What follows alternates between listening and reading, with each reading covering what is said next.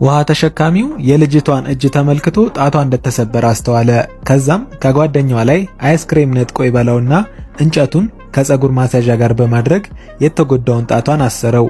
ይህ ሰው ማይክ ይባላል። ልጅቷንም በቀልድ መልክ እጇን ላከመበት ክፍያ ጠየቃት። እሷም በንዴት እንድታክመኝ አልጠየቅኩም ስትለው አባቷ ሊወስዳት መጣ።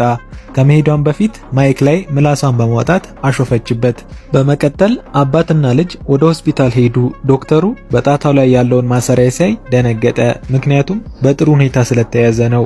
ሲቲ ስካንም እንድታደርግ ጠየቃት። በአጋጣሚም የምታውቀው ድምጽ ሰማች። እናም ማይክ ነበረ ጣቷን ያከመላት።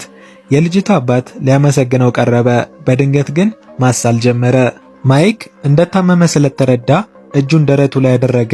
አባትየውም ይገፋውና ደህና እንደሆነ ነገረው። ብዙም ሳይቆይ ለመተንፈስ ይቸገራል። በተመሳሳይ ሰዓት አንድ አምቡላንስ ሌላ ታካሚ ይዞ መጣ። እናም ሆስፒታሉ በተጎዱ ታካሚዎች ይጥለቀለቃል። ልጅቷ አባቷን በህመም ስታይ ተጨነቀች።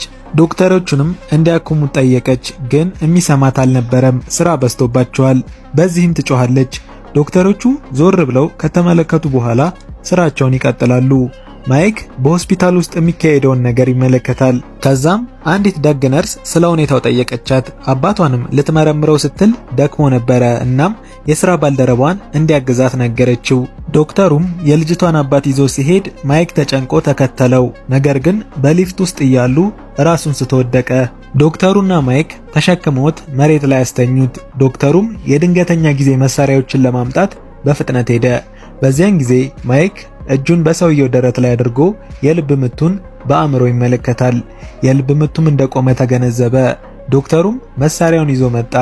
ማይክ የልብ ምቱን መፈተሽ እንዳለበት ነገረው። ዶክተሩ ግን ችላ ይለዋል። ማይክ የመተንፈሻ መሳሪያውን ይዞ በቁጣ ጮኸበት። ዶክተሩ ምርመራውን ከመጀመር ውጪ ሌላ አማራጭ አልነበረውም። ደረቱንም መጫን ጀመረ። ማይክ ወዲያው የልጅቷን አባት ለማነቃቃት ተዘጋጀ።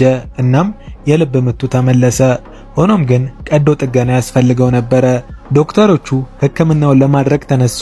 በዚያው ቅጽበት ከዋናው የቀዶ ጥገና ሐኪሙ ጋር መገናኘት አልቻሉም። ዋናው ሐኪም ሌሎች ስራ ላይ ስለነበር ነርሷ ከቀዶ ጥገና ወጥታ ለልጅቷ ቀዶ ጥገና ካልተደረገለት ሊሞት እንደሚችል ነገረቻት። ልጅቷ ይህንን ስትሰማ አለቀሰች። አባቷን የሚያድንላት ማይክ እንደሆነ አሰበች።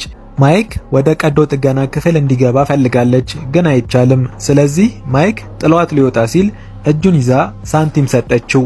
ውጤቱ ምንም ይሁን ምን ሊረዳት ይወስናል።